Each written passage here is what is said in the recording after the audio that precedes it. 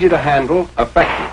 The handgun is the ideal weapon for both defensive and offensive close-quarter man-to-man combat fighting. Easily carried at the side, it's practically a part of you. In spite of the weapon's light weight and compactness, a bullet smashing through only one of these white pine boards would be enough to seriously wound a man. Before handguns can be fired properly, men must first complete basic training with the pistol and revolver on a standard range. Here, trigger squeeze, sighting and aiming, and other fixed and correct firing habits are learned. This basic training, however, doesn't prepare a man to get the most out of his weapon in combat.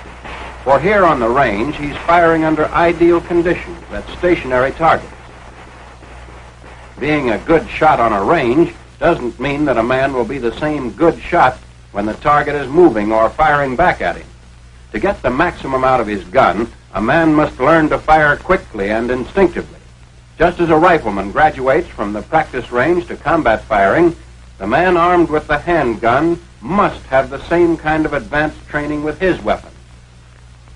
A course in combat or practical firing has been designed to give that needed advanced training. As in this demonstration, men learn to shoot quickly and accurately from any one of the three basic firing positions.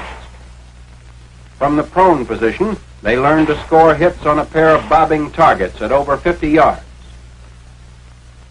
Moving up to 25 yards and assuming the kneeling position, they'll be able to do the same thing. In combat firing, a two-shot burst gives a dispersion of 6 to 8 inches on the target, assuring at least one hit. When a moment's delay may cost a life, combat firing trains men to fire instinctively from the standing position, pointing the gun as if it were a finger. To change the direction of fire quickly while at a standstill, just pivot on either foot.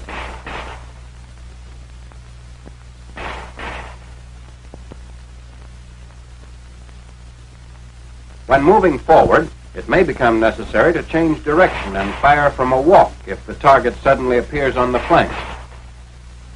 This is combat firing, quick, automatic, and accurate. Now let's follow a small group of men who've just finished basic training with the pistol as they're taken through a course in combat firing. Safety precautions apply here too. The first thing you always do is inspect and clear your piece. When that's been done, you're ready to proceed.